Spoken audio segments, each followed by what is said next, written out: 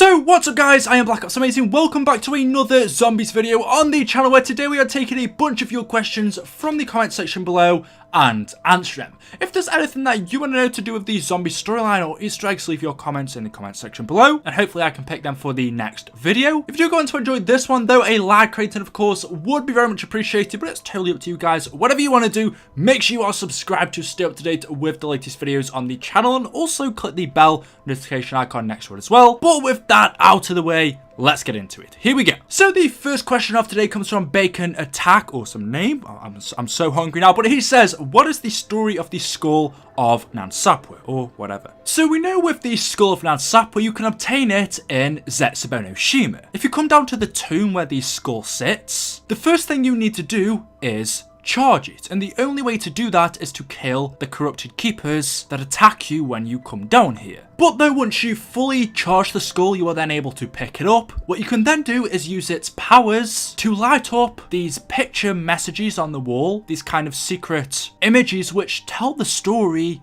of Nansapwa. But for the first image we have a keeper, possibly Nansapwa, being praised. There are these humans, these people bowing down to it. We can see around it there is the apothecary language, the keeper language symbols, but it starts off with a keeper, like I said, possibly Nansapwa, being praised. We then move on to the next image in our story, which is the island of Zetsubonoshima, but we can see that we have tentacles coming over and onto the island. We believe this represents the apothecans. So the apothecans, the darkness, the evil is trying to make its way onto the island. And then for the final image, we see what seems to be a battle between the keeper, or as I believe Nansapwa, and the apothecans. On the right we have the tentacles, the darkness, the evil, the apothecans. Then on the left we have Nansapwa sacrificing his head to fight off against the apothecans, and then behind him we have 4 skulls. Now these images have never officially been explained to us, so it is possible that they could mean something else, but that is the story that I kind of got from it. We have Nansapwa that lives on this island. He seems to be the protector, the god that they worship.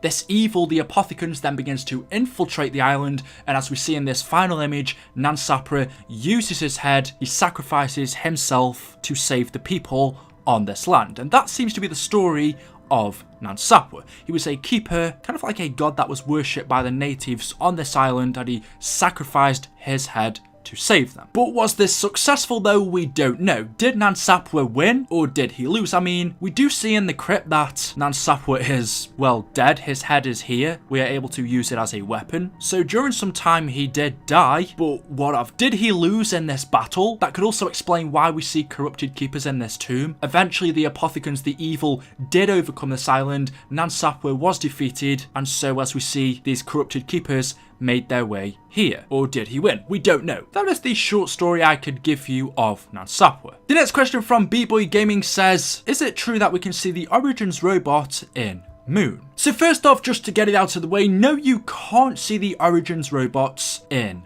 Moon, although I do know where this came from. There was a few videos a couple years back when Origins first released that were saying if you take a look at the Moon loading screen, you can see the Origins robots are here.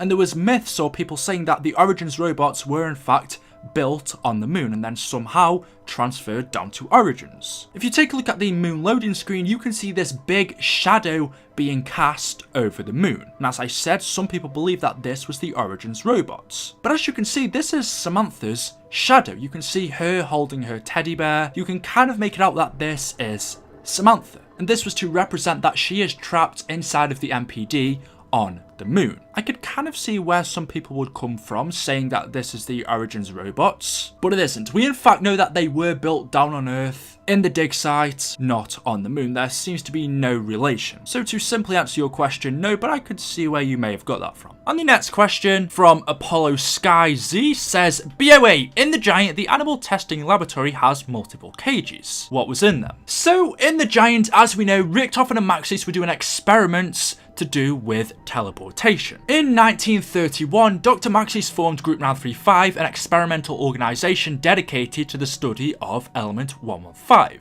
where Maxis told his scientists that they represent the future of technological advancements, and that they'd be pioneers of human discovery, and so the group got to work on creating teleporters. But of course they needed things to go inside of the teleporters to see if it worked, and so the first thing that they used, specifically Edward Richtofen, teleported a walnut. The walnut was successfully teleported, but as we know, Maxis, the leader of Group 935, wasn't happy about this. He thought this was pointless. He wanted the experiments to be bigger, and so Group 935 would use animals. They used dogs. We can see these cages in the Giant look a tiny bit small to fit dogs in. I mean, I suppose it is possible, but these cages are more for monkeys. And we do know that Group 935 did keep monkeys to do experiments on.